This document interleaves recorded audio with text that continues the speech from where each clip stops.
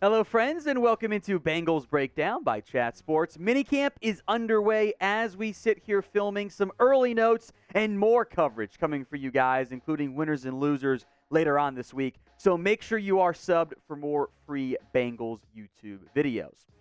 We begin with a rumor on signing running back James Robinson, who was released by the Patriots on Monday. Sports Illustrated has suggested maybe the Bengals could look at signing Robinson for extra depth because he should be pretty cheap. Robinson, background here, had signed a 2-year, $4 million deal that didn't actually include any guaranteed money. As it turns out, Patriots were worried about injuries, and those very much reared their heads at OTA's minicamp. He couldn't stay on the field, apparently, was constantly banged up. Patriots say, okay, we're done. We're going to move on. So now Robinson, who at one point was one of the best stories in the entire NFL. You guys remember that 2020 campaign, especially if you play fantasy football. James Robinson out of Illinois State, an undrafted free agent, goes to the Jags, makes the team, rushes for 1,000 yards, averaging 4.5 yards per carry. Pretty sure I had a draftable grade on him. He then, by the way, says, okay, going to get a chance. Plays in 2021, starts off pretty well. Is on pace for another maybe borderline 1,000-yard season.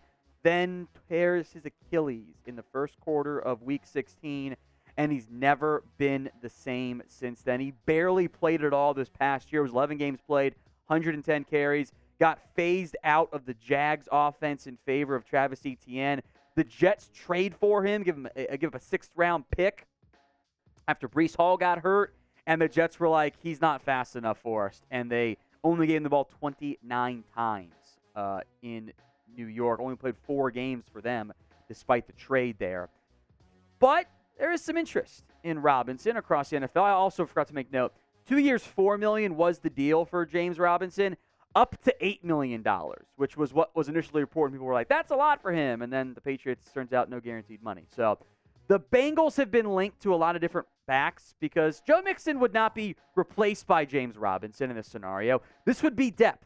This would be a veteran backup in the Travion Williams, Chase Brown, Chris Evans mold, especially with guys like Tyler maybe a bit nicked up at this stage. So it's worth exploring, especially when my guy James discusses it on Sports Illustrated, Cincinnati Bengals Talk to. It's intriguing, and it's worth discussing for the Bengals because, it's June. Not a lot going on anyway. So would you guys sign James Robinson if you were the Bengals? Y for yes or N for no? It's going to be today's pinned comment. So if that ad break happens to play here on the YouTube side of things, that's fine. Ignore the ad. Go down the pinned comment and vote. Y or N? I'm not crazy interested.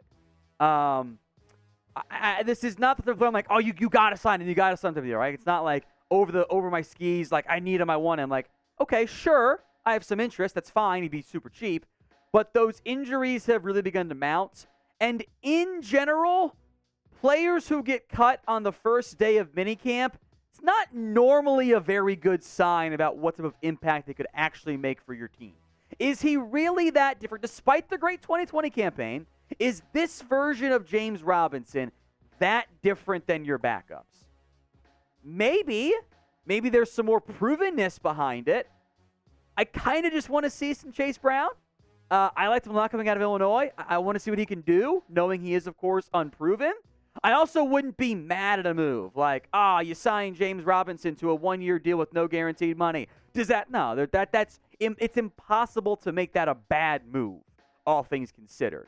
So maybe what you do is let him sit for a little bit. See how training camp goes. Get some real pads on, some real contact. See how Williams, Brown, Evans look. And if they're not great, then you can revisit not just Robinson, but other veteran backs out there. More minicamp notes on Jonah Williams to come. But first, today's show, we got a special deal for you. The t-shirt hat combo and hats in general are on sale for the Cincinnati Bengals. Chatsports.com/Bengals hats. Links in the comment section and the description of today's show. Even got the Joe Burrow style headband for you as well. Big time sales anywhere from 15 to 30, 40% off. Lots of styles, variety. Check it out. Links in the comments and, of course, the description. Chatsports.com/Bengals hats. We will do more minicamp news, notes, updates for you guys in the coming days, but I want to begin with probably the top news of the day. Jonah Williams has reported to Bengals mandatory minicamp, which was expected. He had skipped the voluntary portions of OTAs, but sounds like everyone for the Bengals is present at the mandatory minicamp. Not the same across the NFL. Stephon Diggs, I guess, still in shambles over the Bengals beating the Bills in the playoffs last year. Didn't show up to minicamp today for Buffalo.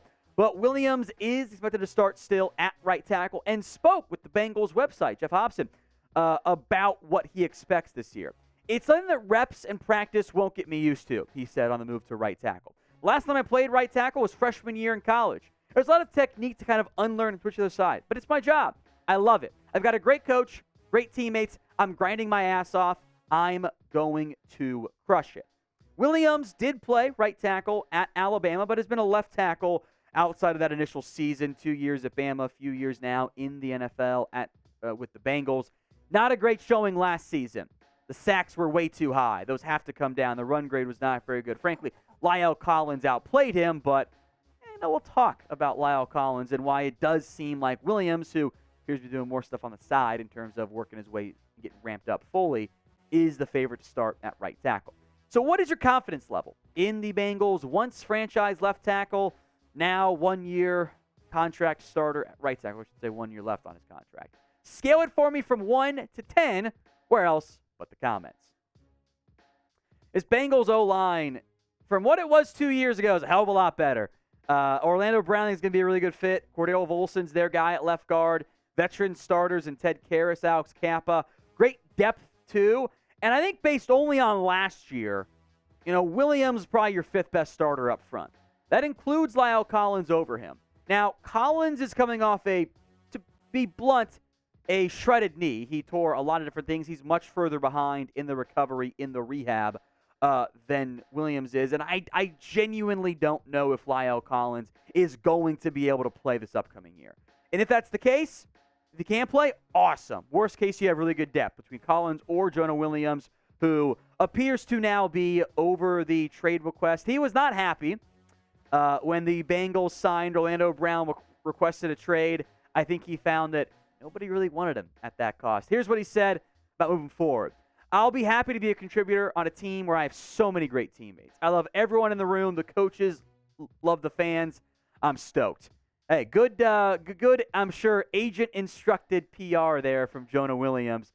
I think he has passed the trade request. The Jags allegedly had made some contact. The Jets had been linked, but I don't think at his contract cost anyone was making an offer draft pick-wise would have been remotely worth it for the Cincinnati Bengals. And in the end, that's ideal for all sides. Cap's in decent shape. You got to pay some guys coming up. You're paying Jonah Williams a lot of money. But this is a great window for you. You need him locked in, locked and loaded, and being better than what he was last year. Hopefully, that ends up being the case for the Bengals.